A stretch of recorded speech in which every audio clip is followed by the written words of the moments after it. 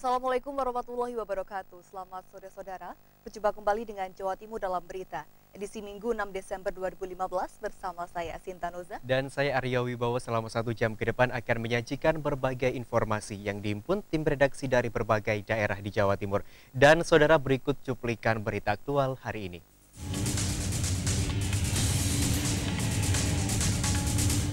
Seorang residivis pengedar narkoba diringkus Sat Narkoba Polres Kediri Kota di kawasan Terminal Tamanan Kota Kediri.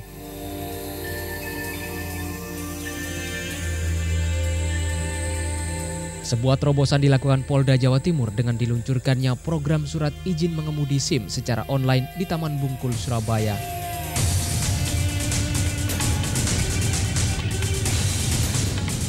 Tradisi petik ikan di Bendungan Sampean Baru, Kabupaten Bondowoso yang dilakukan masyarakat setempat berhasil menangkap ikan sidat berukuran raksasa.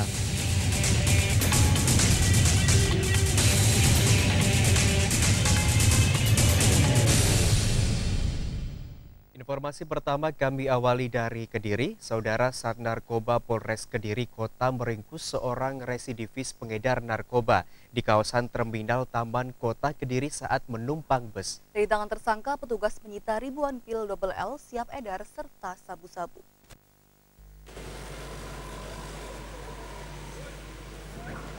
SA usia 34 tahun warga Kecamatan Kutorojo, Mojokerto ditangkap Satuan Reskoba Polres Kediri Kota di kawasan Terminal Tamanan Kota Kediri di dalam bus. Tersangka diamankan saat akan kabur menuju Mojokerto usai mengambil barang di wilayah Ngadiluih, Kabupaten Kediri. Dari tangannya polisi menyita 9.000 butir pil double L siap edar yang dikemas dalam plastik berisi 1.000 butir serta sabu-sabu seberat 0,48 gram dari sisa pemakaian tersangka. Tersangka mengaku barang tersebut didapatkan dari temannya yang ia kenal saat bersama-sama dalam penjara atas kasus narkoba beberapa waktu lalu. Pihak kepolisian masih mengembangkan kasus ini dengan pemeriksaan lebih lanjut terhadap tersangka untuk mengungkap pemasok barang haram tersebut. Yang rencana barang ini akan diedarkan di daerah Mojokerto, yang dibawa oleh saudara Agus dengan tas menaiki bus jurusan Mojokerto. Tersangka diancam pasal berlapis 114 ayat 1 subsidiar 112 ayat 1 nomor 35 tahun 2009 tentang narkotika dengan pasal 190 subsidiar 98 ayat 2 tentang kesehatan dengan ancaman hukuman maksimal 12 tahun penjara. Dari Kediri, Chandra Surya melaporkan. Saudara, Polda Jawa Timur meresmikan program surat izin mengemudi atau SIM online yang ditempatkan di Car Free Day Taman Bungkul, Surabaya pagi tadi. Adanya layanan SIM online ini, masyarakat tidak perlu pulang ke daerah asalnya untuk memperpanjang masa berlaku SIM. Kini polisi membuat terobosan baru, yakni perpanjangan SIM melalui sistem online, sehingga masyarakat yang sedang berada di luar daerah asal SIM tidak perlu pulang kampung untuk memperpanjang masa berlaku SIM. Masyarakat cukup melakukan perpanjangan melalui sistem SIM online yang bekerja sama dengan Bank Rakyat Indonesia (BRI). Perpanjangan lewat online terkoneksi 45 satuan pelaksana administrasi SIM Satpas dan 32 Polda se-Indonesia. Adanya layanan SIM online, pemilik SIM lebih efisien dan efektif untuk memperpanjang masa berlaku SIM dengan persyaratan membawa KTP dan SIM akan dilayani di titik-titik pelayanan. Yang memberikan kemudahan dalam layanan perpanjangan. Dan mudah-mudahan perpanjangan dari semacam ini dimanfaatkan dengan masyarakat, para karyawan, pelajar ya. Sehingga tidak ada alasan kalau ditanya selalu, Pak, saya belum bisa pulang, saya mau memperpanjang. Mudah-mudahan ini semua terjawab dengan adanya SIM online ini. Pada waktu yang sama, Mabes Polri melaunching SIM online di Senayan, Jakarta yang diresmikan oleh Presiden RI Joko Widodo dan Kapolri. Ya, saudara, menurut data Dinas Kesehatan, jumlah penderita HIV/AIDS di Jawa Timur pada Januari hingga akhir tahun 2015 mencapai 14.198 orang. Jumlah tersebut menempatkan Jawa Timur menjadi provinsi dengan jumlah kasus HIV/AIDS terbanyak kedua setelah Papua. Bagaimana kita menyikapi meningginya kasus HIV/AIDS di Jawa Timur? Kita simak topik minggu ini yang disampaikan oleh reporter Mas Surat.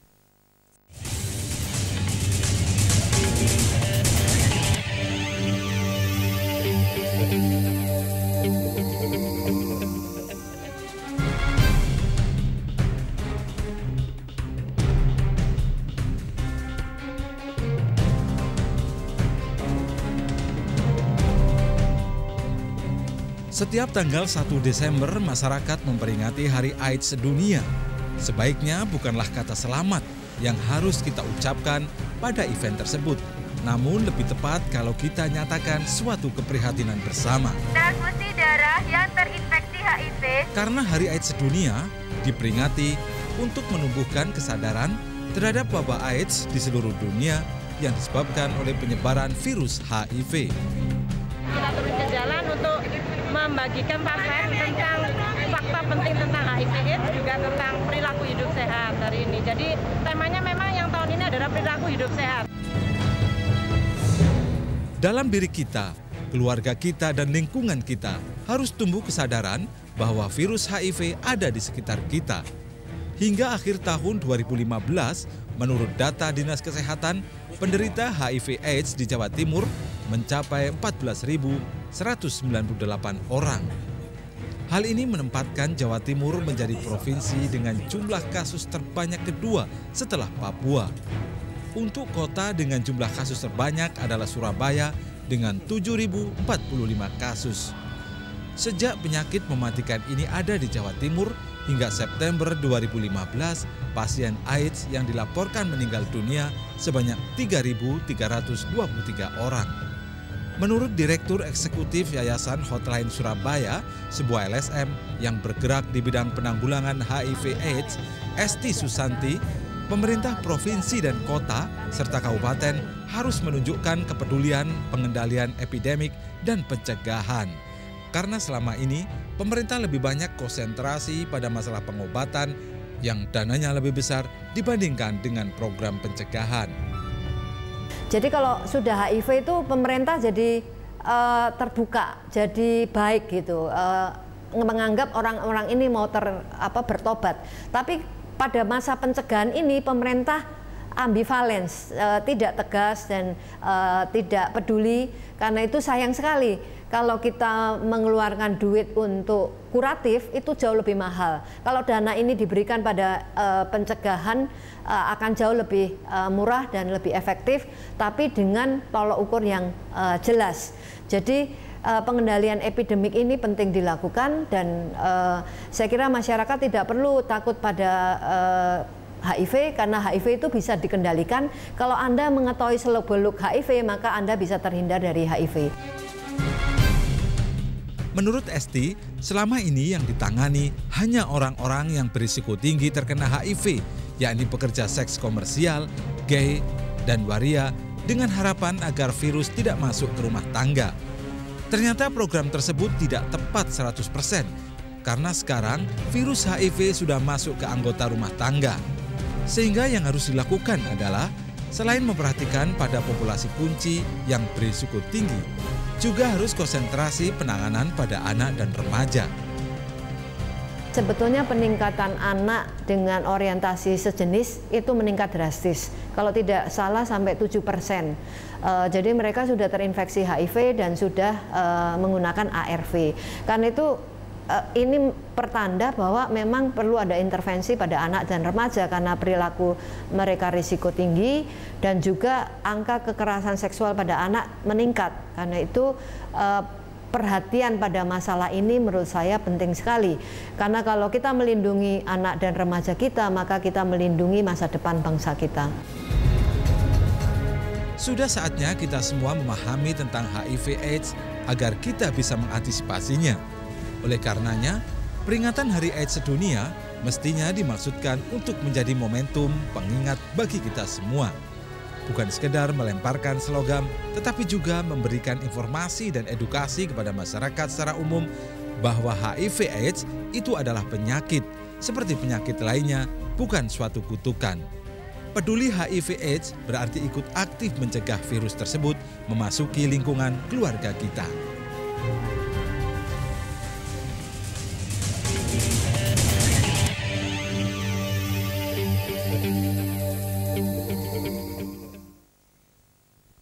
Innalillahi wa inna ilaihi roji'un.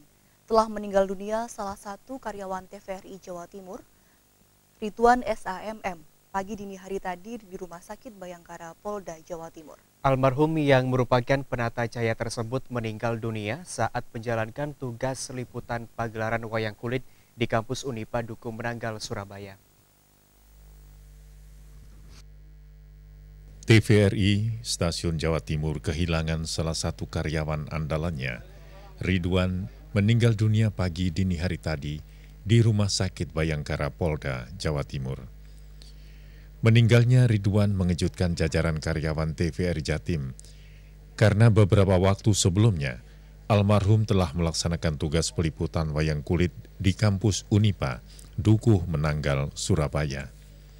Almarhum yang lahir di Malang 56 tahun lalu mengabdi di lingkungan TVRI mulai tahun 1982 dengan profesi sebagai penata cahaya, meninggalkan seorang istri dan 3 orang anak.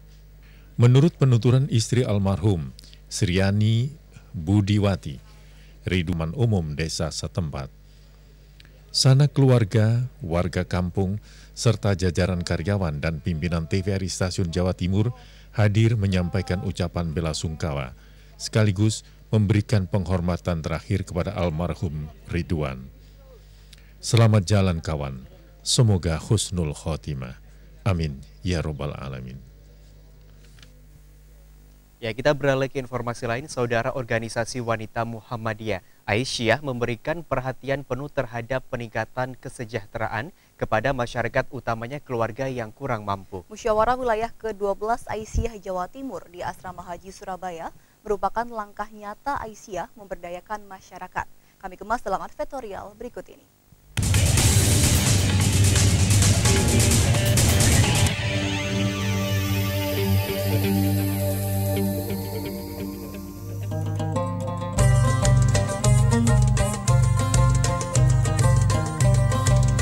Kami kemas dalam advertorial berikut ini.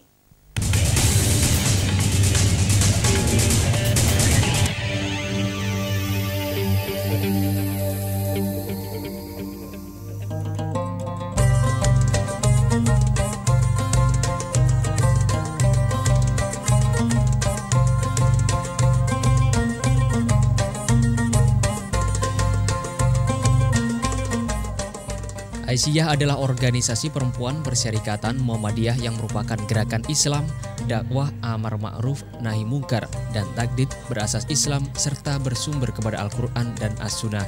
Penguatan kemampuan advokasi perempuan dan gerakan cinta anak merupakan tujuan program ke depan di wilayah Jawa Timur.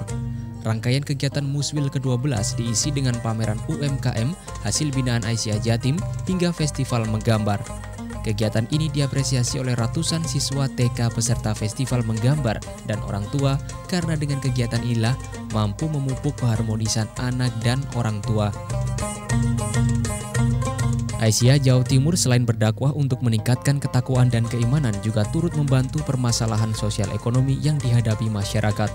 Pada Muswil ke-12 Aisyah Jatim inilah para perwakilan daerah mengevaluasi program kerja 2010-2015 serta memilih ketua pimpinan Aisyah Jatim periode 2016-2020 serta perencanaan program ke depan dengan ketua pimpinan yang baru. Para perempuan itu harus meningkatkan kemampuannya untuk advokasi sesuatu kebutuhan-kebutuhan yang harus dipenuhi atau harus dibutuhkan oleh perempuan itu kita advokasikan baik kepada pihak-pihak stakeholder itu pemerintah dan sebagainya, sehingga kemampuan advokasi itu harus ditingkatkan. Yang satunya adalah gerakan cinta anak ini adalah merespon kondisi saat ini di mana banyak kekerasan terhadap anak, banyak anak-anak yang terlantar dan sebagainya. Pada temu pengusaha Aisyah, para perwakilan daerah saling memberikan ide dan bertukar pengalaman untuk membentuk pengusaha wanita muslim yang tangguh. Ketua Pimpinan Daerah Aisyah Kabupaten Blitar, Heniza Rohafni menyampaikan untuk mengangkat kondisi keluarga yang kurang mampu tidak hanya membentuk mental wirausaha agar perekonomian membaik, namun kepedulian saat mereka sukses juga perlu ditanamkan. Yang kami harapkan sekarang untuk Muswil juga untuk masukan kepada pimpinan wilayah supaya umat itu kita dakwahi itu dengan ekonomi yang mana tadinya menerima zakat tetapi menjadi muzaki yang memberi zakat. Tentu saja dengan bekal ketelatenan dan juga kegigihan kita untuk mendobrak. Lebih-lebih sekarang adanya tadi persaingan dengan global ya. Kita berharap teman-teman pengusaha khususnya di lingkungan Aisyah ini bisa siap bersanding dengan teman-teman pengusaha di negara yang lain, dan saya yakin itu bisa, dan mudah-mudahan kita tidak hanya melihat tantangannya tetapi peluangnya. Peluang MEA dengan isu misalnya bisnis-bisnis syariah itu sangat amat potensial, dan Indonesia pada saat kita masuk ke wilayah misalnya hotel syariah, makanan yang berlabel halal dan sebagainya, itu sangat sekali bisa kita upayakan. Memasuki pembukaan musyawarah wilayah Muswil ke-12 Aisyah Jatim di Asrama Haji Surabaya, dihadiri Ketua Pengurus Wilayah Muhammadiyah Jatim Saad Ibrahim, Ketua Pimpinan Pusat Aisyah Siti Nurjana, dan Gubernur Jawa Timur Soekarwo. Soekarwo memberikan apresiasi pada Muswil ke-12 Aisyah Jatim dikarenakan wanita memiliki peran yang penting pada pembangunan. Selain dapat sebagai wanita karir, wanita juga merupakan simpul jaringan sosial pada masa krisis dan masa kritis dalam lingkungan keluarga. Perempuan itu potensi ekonomi, potensi sosial, potensi bangsa yang luar biasa. Tapi judulnya akan memperkuat potensi ekonomi perempuan, saya kira sangat tepat, dan Jawa Timur memang sangat memerlukan. Makanya sejak tahun 2010 ekonomi Jawa Timur tuh fokusnya ke ekonomi perempuan. Kita memberikan penguatan tuh semua di pemberdayaan ekonomi perempuan.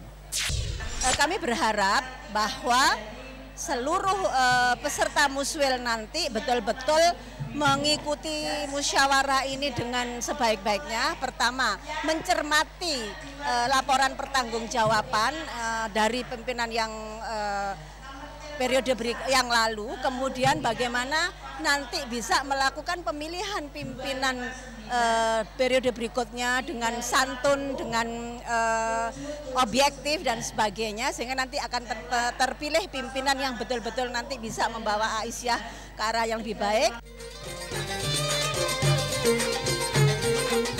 Pemilihan Ketua Pimwil pada Muswil kali ini menggunakan sistem voting elektronik untuk masa bakti 5 tahun ke depan.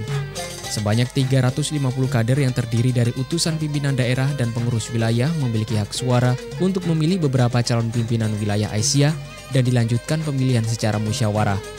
Diharapkan Ketua Pimpinan Wilayah Aisyah Jawa Timur yang terpilih dapat mengimplementasikan program ke depan serta mampu mengadvokasikan kepentingan perempuan maupun anak.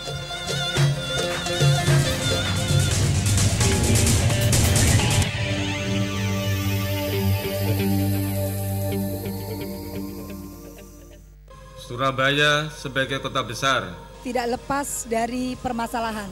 Kami resolusi berkomitmen membawa perubahan untuk Surabaya lebih sejahtera, lebih berkeadilan, lebih berdaya saing, dan berkepribadian. Mengetengahkan masalah Surabaya pinggiran sebagai fokus utama. 500 juta per RW dan 50 juta per koperasi wanita RW. Bersama resolusi Salam Satu Jari, Wani Rek. 9 Desember 2015, perhelatan akbar Pesta Demokrasi Pilkada Jawa Timur. Awasi, peduli terhadap aksi dalam mencapai ambisi. Kami mengajak kepada seluruh masyarakat Jawa Timur agar ikut berpartisipasi dalam pengawasan penyelenggaraan pemilihan Bupati Wali Kota tahun 2015. Dan jika mengetahui pelanggaran, agar segera dilaporkan kepada Panwaslu terdekat. Saat mata ini terbuka, dunia seakan cepat berubah.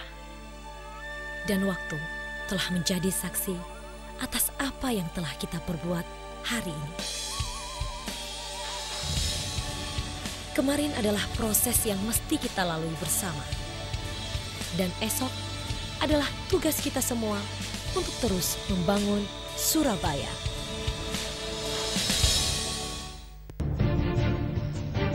Perhelatan Akbar Pesta Demokrasi Pilkada Jawa Timur serentak tanggal 9 Desember 2015.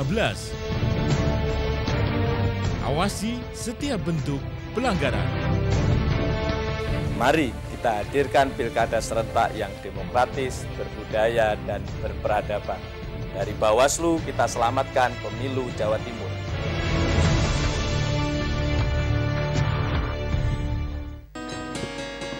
Dik, mudah-mudahan tidak terjadi apa-apa. Lamar Puat tadi ngurus siapa? Yang ngalur, yang idul, mudah-mudahan ada yang nyangkut. Ya, Percuma, nggak ngefek buat kita. yang jelas pilih jagoku. Nanti sampean juga lah dapet. Ini suami istri kok pada gak kompak ya? Sekarang zamannya sudah berubah. Kita harus cerdas. Pilih pemimpin yang jujur, adil, dan amanah. Pilihan boleh beda. Hati nurani yang bicara. Gak usah tawuran. Ayo salaman. Dipersembahkan oleh Formacida Jatim.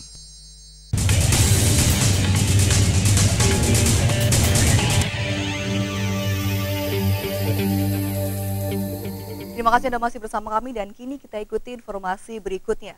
Dr. Andes Haji Joko Adiwaluyo secara resmi tadi malam dikukuhkan menjadi Rektor Universitas PGRI Adibuana atau Unipa Surabaya periode 2015-2019. Pada acara pengukuhan yang berlangsung di Gor Unipah Duku Menanggal Surabaya tersebut cukup unik karena berlangsung di depan panggung wayang kulit. Acara pelantikan pengurus PPLP PT PGRI Surabaya periode 2015-2020 serta pengukuhan Rektor Universitas PGRI Adibuana Unipa Surabaya berlangsung berbeda karena dilakukan di depan panggung wayang kulit. Pada acara ini Profesor Dr. Iskandar Wiryokusumo dilantik menjadi Ketua PPLP PT PGRI Surabaya serta Dr. Andes Joko Adiwaluyo sebagai Rektor Unipa masa bakti tahun karena kebesaran Universitas PGRI Adibuana Surabaya taat asas menjadi ciri khas Unipa selama ini. Di samping itu menurut Unifa Rasidi 5 tahun ke depan Unipa harus mempunyai planning yang jelas terutama untuk menghadapi MEA yang akan berlangsung mulai bulan Maret tahun depan. Tantangan ke depan bagi Universitas PGRI Adibuana Surabaya akan dijawab dengan program-program yang jelas oleh Rektor Unipa Joko Adiwaluyo, diantaranya mengedepankan kerjasama yang baik di semua elemen Unipa. Di PGRI ada tradisi untuk menilai perguruan tinggi itu dalam 3. Pertama, perguruan tinggi yang mampu survival. Yang kedua, yang middle itu adalah dia yang sudah siap. Kemudian yang ketiga yang towering. Yang towering itu yang mampu mandiri.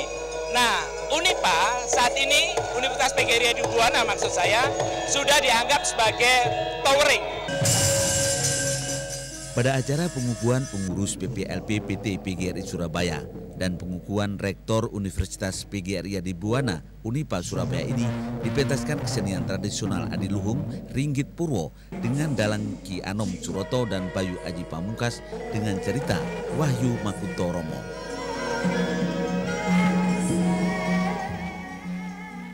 Saudara, banyaknya benda-benda cagar budaya yang hilang diperjualbelikan atau digali secara liar oleh masyarakat menjadi keprihatinan dan perhatian serius kalangan ahli arkeologi. Guna mencari solusi yang lebih baik terhadap pengelolaan cagar budaya tersebut, Ikatan Arkeologi Indonesia Komda Jawa Timur hari ini menggelar diskusi ilmiah arkeologi di Fakultas Ilmu Sosial dan Hukum UNESA.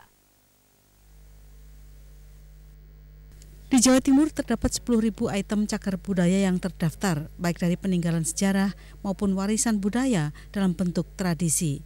Di luar itu diperkirakan masih banyak cagar budaya yang dikelola secara perorangan, diperdagangkan secara gelap, dan digali secara liar. Oleh karena itu, Ikatan Ahli Arkeologi Indonesia IAAI Komda Jawa Timur memandang perlu untuk melakukan langkah terpadu dalam pelestarian cagar budaya, baik dalam segi perlindungan, pengembangan, dan pemanfaatan. Sebagai langkah koordinasi, IAAI Komda Jawa Timur hari ini menggelar diskusi ilmiah arkeologi di Fakultas Ilmu Sosial dan Hukum Universitas Negeri Surabaya dengan menghadirkan sejumlah narasumber dari kalangan arkeolog, sejarawan, dan budayawan, termasuk arkeolog dari Singapura, Profesor Dr. John Norman Miksik.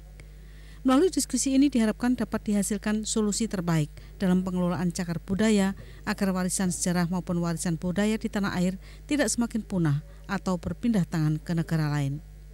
Jawa Timur kan kaya sekali ya dengan warisan budaya, ya baik yang sejarah maupun yang tradisi. Ya, nah dari dua itulah kemudian kami coba bagaimana pengelolaannya yang ideal gitu ya. Para ahli arkeologi berpendapat revitalisasi warisan budaya menjadi sebuah keharusan dalam pengelolaan cagar budaya secara efektif dan hal itu membutuhkan peran terpadu dari pemerintah, masyarakat, dan akademisi. Pemerintah mungkin tidak cukup dengan mengeluarkan undang-undang menetapkan sini itu ya, tapi ke depan itu peranan stakeholder baik itu di kalangan masyarakat, akademisi maupun pemerintah itu bisa bersama-sama begitu ya. Jadi perlu keterpaduan itu. Sekarang kan seolah-olah jalan sendiri gitu kan.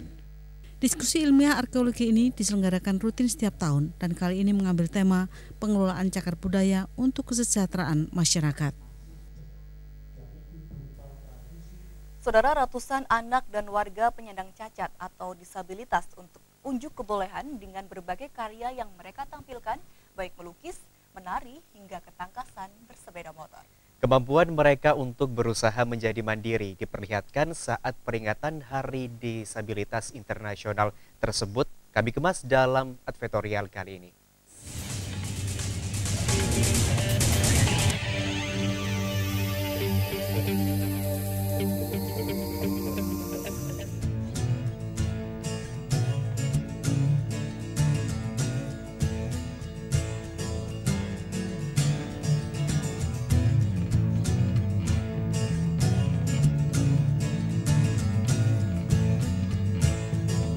Memperingati Hari Disabilitas Internasional, Badan Koordinasi Kegiatan Kesejahteraan Sosial BK3S Jawa Timur menggelar berbagai kegiatan untuk menunjukkan kemampuan para penyandang disabilitas.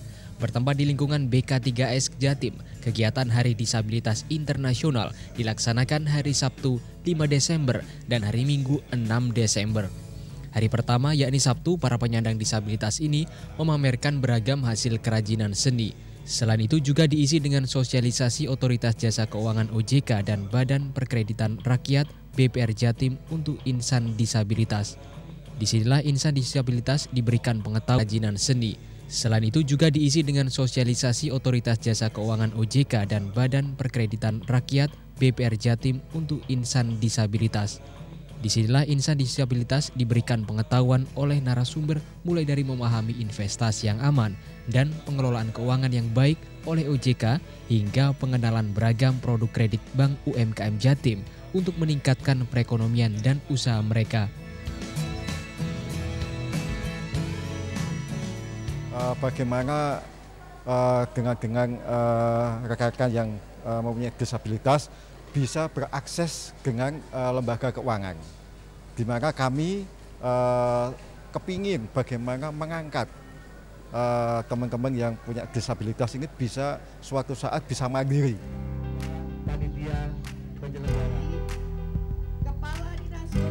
Pada hari kedua Hari Disabilitas Internasional yang diprakarsai BK3S Provinsi Jawa Timur semakin meriah karena diikuti ratusan insan disabilitas. Tepat pukul 6 pagi, jalan sehat memadati jalan di lingkungan gedung BK3S Jawa Timur. Inilah wujud kepedulian BK3S terhadap penanganan permasalahan sosial. Usai jalan sehat, semarak Hari Disabilitas Internasional dilanjutkan di dalam gedung dengan pentas seni. Meskipun memiliki keterbatasan, inilah yang harus diapresiasi karena insan disabilitas mampu unjuk seni seperti saudara-saudara pada umumnya.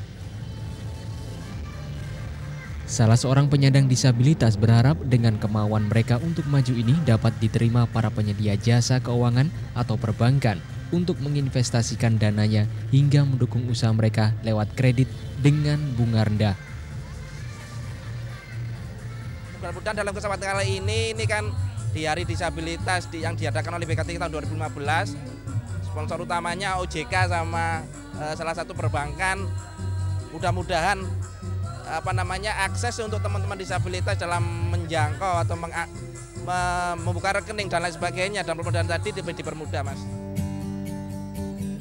Keterlibatan OJK dan BPR UMKM Jatim dalam mendukung insan disabilitas ini adalah langkah nyata untuk lebih meningkatkan taraf hidup mereka dengan membuka pintu bagi mereka yang ingin menabung hingga mendapat produk kredit usaha. Kita kasih kemudahan-kemudahan untuk bisa menabung di seluruh daerah-daerah karena cabang-cabang kita juga cukup banyak. Sementara nanti kita inventarisasi kira-kira berapa jumlah yang istilahnya tunanetra yang mempunyai usaha-usaha produktif.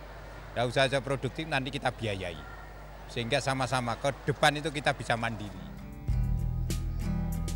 Ketua Umum BK3S Jatim, Cuk Kasturi Sukiyadi menyampaikan apresiasi Bank UMKM Jatim menjadi pelopor membantu insan disabilitas untuk menikmati fasilitas perbankan dan berharap ke depan akan dilakukan dalam skala besar dan menjadi contoh bank lain. Ketika sudah memutuskan untuk memberikan kredit ya kepada para pengusaha disabilitas tunanetra, itu pun juga bagaimana cara pengamanannya. Ini saya kira saya yakin lah teman-teman praktisi perbankan tahu, hanya sekarang masalahnya ada keberanian enggak? Menyikapi hal ini, Otoritas Jasa Keuangan OJK juga bersedia ke depan untuk menjembatani perbankan dan insan disabilitas untuk dapat merumuskan kebijakan fasilitas perbankan, agar nantinya penyandang disabilitas dapat menikmati fasilitas perbankan sehingga meningkatkan taraf hidup mereka.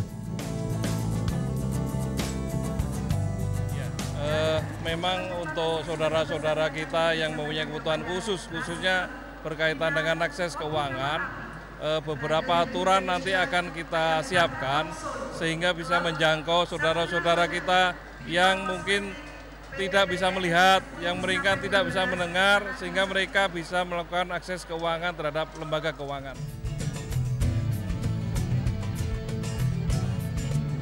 Selain unjuk kesenian, Hari Disabilitas Internasional ini juga dimeriahkan oleh lomba ketangkasan mengendarai sepeda motor oleh insan disabilitas.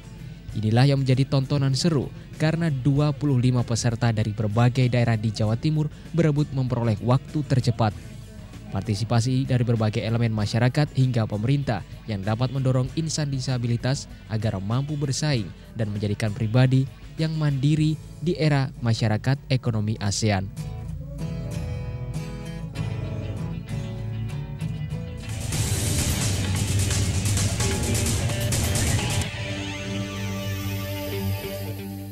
Saudara, memasuki awal musim penghujan, petani garam di Kabupaten Tuban mulai berhenti memproduksi garam. Cuaca ekstrim membuat garam mereka mencair dan kualitasnya menurun, membuat para petani gagal panen dan hasilnya anjlok.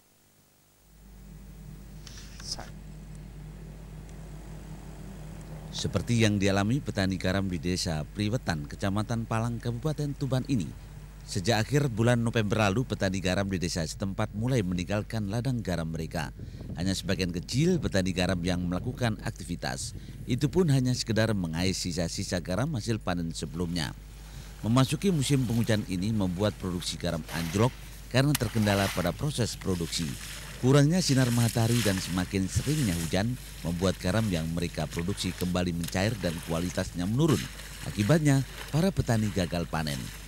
Meski sebagian dapat memproduksi, hasil yang didapatkan menurun lebih dari 50%. Jika pada musim kemarau, satu petak lahan garam dalam sekali panen 5 hari sekali menghasilkan 1 ton. Kini hanya setengah ton, itu pun jika tidak diguyur hujan. Untuk menghindari kerugian yang lebih besar lagi, para petani terpaksa mengemas alat produksi mereka untuk musim kemarau selanjutnya. Agar tidak terbengkalai, sebagian petani mengalih fungsikan lahan mereka menjadi tambak ikan. Ini bisa cair lagi jadi apa itu, jadi air. Iya, gagal panen kalau mulai bulan 11 akhir sampai sekarang ini sudah menurun. Kalau hujan berhentilah, sudah tak produksi lagi. Meski petani berhenti memproduksi garam, sejumlah pemilik gudang garam mengungkapkan bahwa stok garam pada musim penghujan nanti tetap aman. Stok garam berbagai kualitas di sejumlah gudang terisi penuh sebab hasil pembelian dari petani pada puncak musim kemarau lalu. Dari Tuban, Heri Setiawan melaporkan. Pupuk T-Grow, pupuk masa depan. Tanah subur, petani makmur. 58, 59. Hasilnya kalau pakai T-Grow ini lebih memuaskan, Pak. Ini yang betina Bobotnya 2,2. Udang faname umur 2 bulan. Manfaat pemakaian Degro, buah dalam suatu tandan itu bisa berkisar 9-10 dengan besarnya hampir rata. Gro mantap dan oke.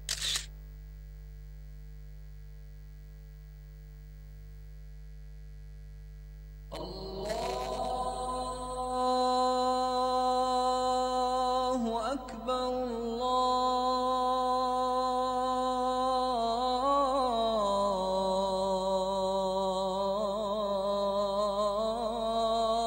Allahu Akbar, Allahu Akbar,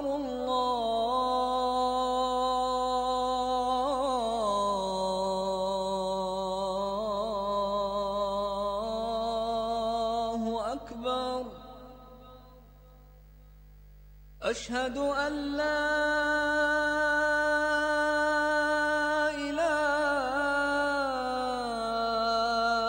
illallah.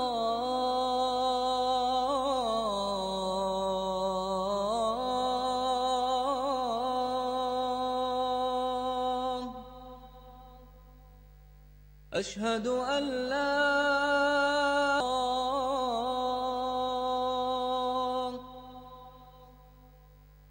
أشهد أن محمد رسول الله.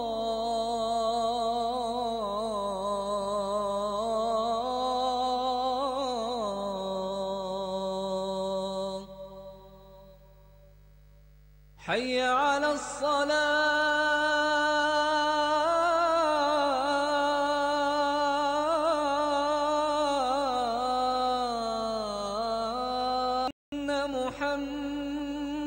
محمد رسول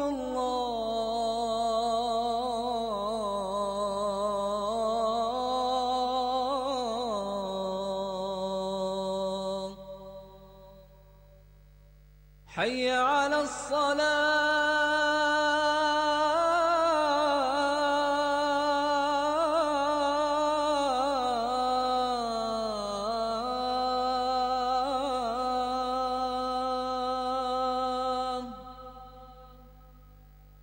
حي على الصلاة.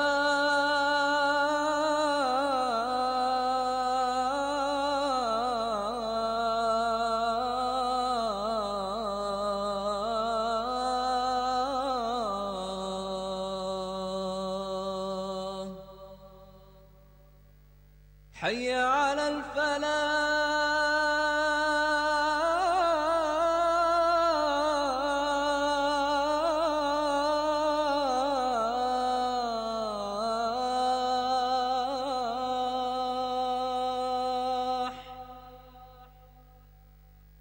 حي على الفلاح.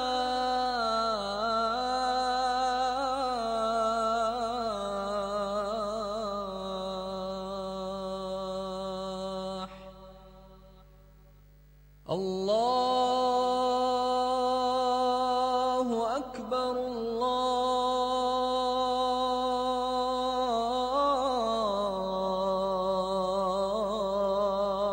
الله أكبر. لا إله إلا الله.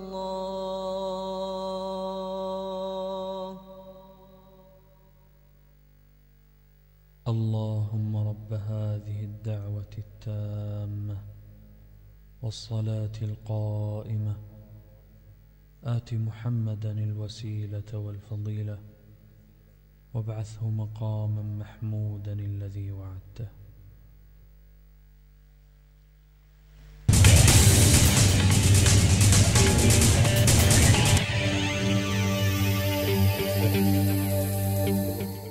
Saudara, terima kasih Anda masih bersama kami dan kini kami sampaikan informasi olahraga.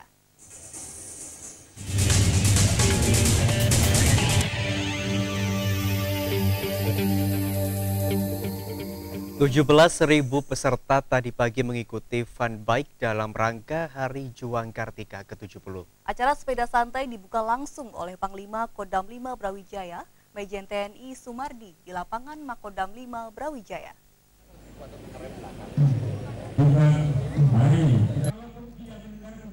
Fun bike yang diselenggarakan jajaran TNI Kodam 5 Brawijaya bersama seluruh insan masyarakat kali ini bertujuan menciptakan semangat kebersamaan kepada masyarakat.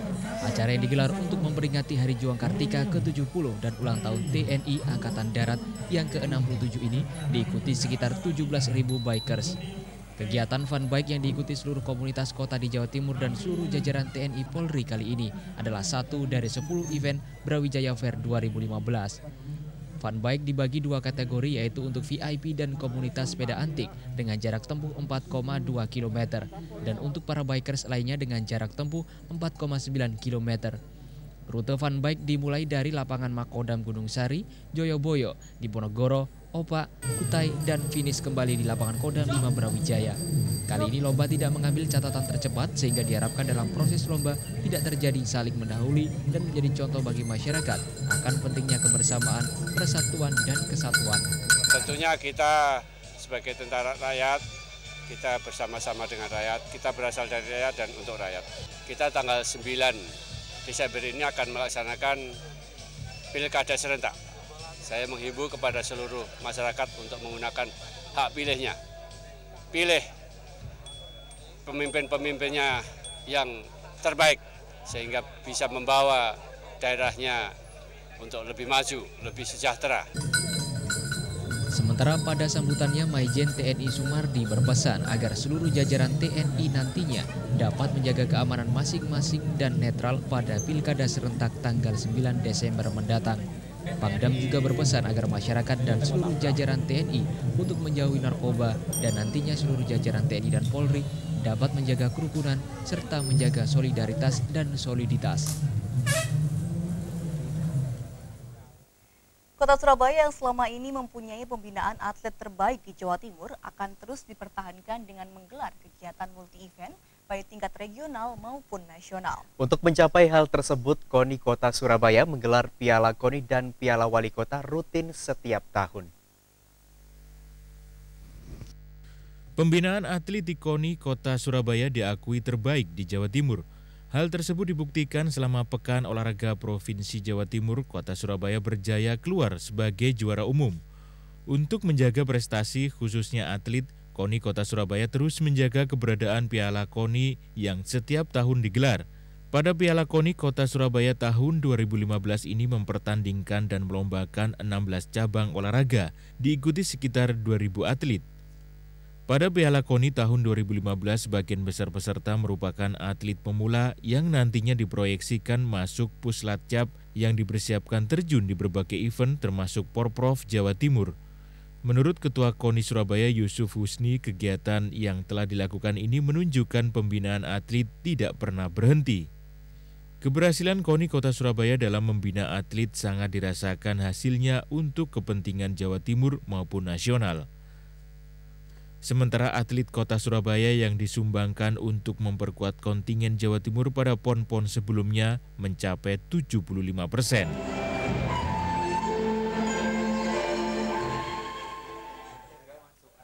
Dan saudara, terkait informasi tadi, kini kita ikuti sesi dialog yang akan dipandu oleh rekan kami Aryo Wibowo.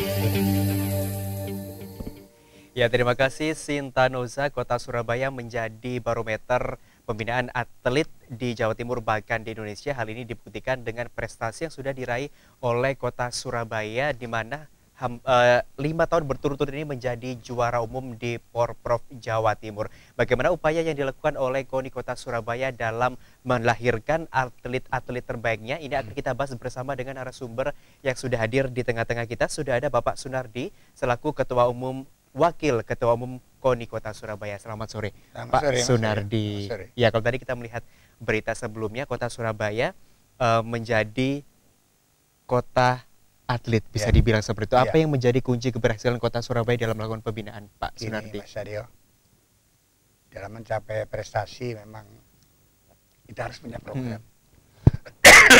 Program yang kita pergunakan adalah Tri Sukses. Baik. Artinya yang pertama sukses manajemen. Bagaimana mengelola organisasi dengan baik. Lalu yang kedua sukses pembinaan.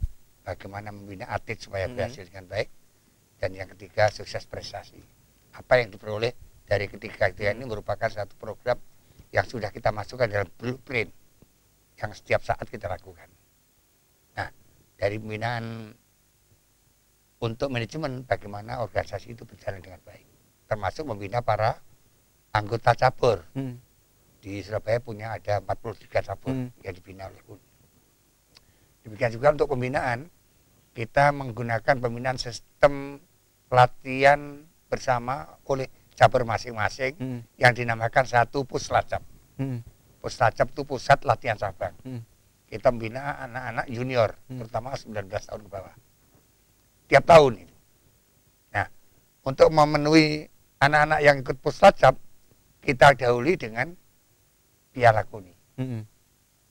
Artinya hasil Piala KONI, mereka yang terbaik akan masuk puslacap tahun berikutnya. Ini yang pertama. Yang kedua, kewajiban dari cabur di samping Piala KONI, setiap tahun harus mengadakan Piala Wali Kota. Yaitu memperingati hari jadi Kota Surabaya. Sekaligus untuk membuka apakah itu tingkat Kota Surabaya, kota provinsi, nasional, sampai internasional. Itu semua cabang olahraga harus menggelar? Iya, jadi semua cabang harus menggelar. Sehingga tiap tahun 2 gelaran ini harus dilaksanakan. Nah, kalau tidak otomatis ada sanksi. Sanksinya tidak berat, tapi juga cukup berat. Karena kita harus menahan dana yang kita kucurkan. Baik. Nah, itu. Sehingga setiap tahun 2 event ini harus dilaksanakan. Nah, sudah keempat kalinya ini kita mengadakan multi event untuk Piala KONI. Khusus diikuti oleh para junior. Jadi untuk regenerasi seperti itu, Pak. Ya. Sejak kapan ada kemudian KONI Surabaya menyadari bahwa harus ada 3 aspek ini yang kemudian benar-benar digalakkan begitu? Ya, ini kita berlaku sejak tahun 2000. Setelah Surabaya menjadi tuan rumah PON yang ke-15, itu betul-betul kita memperhatikan bahwa kita proklamirkan bahwa Surabaya kota atlet. Lalu berkembang tahun berikutnya, tidak hanya sekedar kota atlet, tapi Surabaya kota atlet go internasional. Baik, dari tahun 2000 kemudian sampai sekarang, apakah program yang kemudian menjadikan kota Surabaya sebagai kota atlet ini bisa dibilang sukses atau mungkin indikatornya seperti apa saat ini? Yang pertama, setiap 4 tahun sekali ada PON. Ini Surabaya selalu memberikan atlet yang terbaiknya untuk kontingen Jawa Timur sekitar 70% yang berasal dari Surabaya. Itu nampak. Yang kedua, ada program dari KONI Jawa Timur, program 2 tahunan, yaitu program Porprov, Pekan Olahraga Provinsi. Nah, mulai tahun 97, pertama, kedua 2 tahun kemudian, sampai sekarang sudah 5 kali. Setiap 2 tahun sekali. Di Surabaya, di Malang, Kediri, Madiun, terakhir di Banyuwangi. Nah, tiap 2 tahun sekali Porprov, Surabaya masih menduduki ranking yang teratas. Artinya mempertahankan juara umum. Ini hasil dari program yang kita namakan Tri Sukses tadi kita terapkan. Nah, untuk yang puslacap itu sebagai junior untuk khusus Kota Surabaya, maka yang sifatnya persiapan Porprov karena harus mempertahankan juara umum, kita laksanakan ada siap gerak. Itu singkatan. Surabaya intensifikasi atlet prestasi. Kita singkat siap. Jadi benar-benar harus dimatangkan siap. program-program. Artinya TC siap. Gerak gelurakan kemenangan. Sehingga itu menjadi ideal. Kalau kita ngomong siap, dijawab dengan gerak. Nah, ini merupakan barangkali hanya Surabaya yang pakai, karena kita ingin semangat anak-anak itu dalam persiapan pelatihan bersama lewat TC, walaupun sifatnya desentralisasi, artinya dibina oleh cabur-cabur masing-masing. Ini kita awasi melewati. Nah, semuanya ini program yang sukses ini dibantu oleh pemerintah kota yang menyangkut dana. Nah itu tadi bagaimana koordinasi yang dilakukan kemudian dengan pemerintah kota agar dalam pembinaan dan juga melahirkan atlet-atlet ini bisa sukses begitu. Sehingga kami langsung berhubungan dengan pemerintah kota, dalam hal ini wali kota, mempunyai SKPD namanya Dinas Pemuda Olahraga, kerjasama yang akhirnya menentukan program tahunan melalui anggaran. Nah anggaran ini dikeluarkan dari pemerintah kota untuk para atlet khusus cabur, sehingga mereka melaksanakan kegiatan, apakah kejuaraan cabang, apakah kejuaraan daerah, mereka dipandu dana dari pemerintah kota. Nah yang kedua, kita bekerja sama dengan pemerintah kota, bahkan sudah merupakan perwali bahwa anak-anak yang prestasi minimal juara 3 Jawa Timur untuk junior untuk melanjutkan sekolah tanpa tes. Jadi itu juga merupakan menjadi motivasi begitu. Karena itu anak-anak punya gairah. Saya harus bisa merebut minimal perunggu juara 3 junior. Karena anak-anak junior kan SD, SMP, SLTA. Sehingga setiap tahun kita melaksanakan itu dengan baik dan tidak ada kendala, bahwa mereka di samping itu ada kesempatan lagi para juara diperhatikan oleh wali kota berupa reward. Saya ambil contoh, misalnya juara Jawa Timur ada rewardnya. Mereka yang dapat juara Porprov, nah kemarin malah alhamdulillah mereka yang juara 1 emas dapatnya rata-rata 20 juta lah. Bagi anak junior merupakan semangat yang tinggi untuk maju. Jadi menjadi pemantik semangat begitu ya agar lebih berprestasi. Nah kalau kita berbicara tentang olahraga ini kan tidak semua olahraga populer di masyarakat. Nah, kemudian bagaimana upaya KONI Kota Surabaya ini kemudian melakukan pembinaan di seluruh cabur agar kualitasnya merata? Ya, jadi kita selalu mengadakan pembinaan para pengurus. Jadi kita mengadakan semacam workshop untuk para pengurus dalam pembinaan. Bagaimana mereka melakukan program. Yang program itu selalu dibuat setiap tahun, disampaikan kepada KONI. Yang kekurangannya kita mengadakan pendekatan. Apa kekurangannya? Dan rata-rata memang di Surabaya ini kendalanya adalah fasilitas tempat. Jadi mereka karena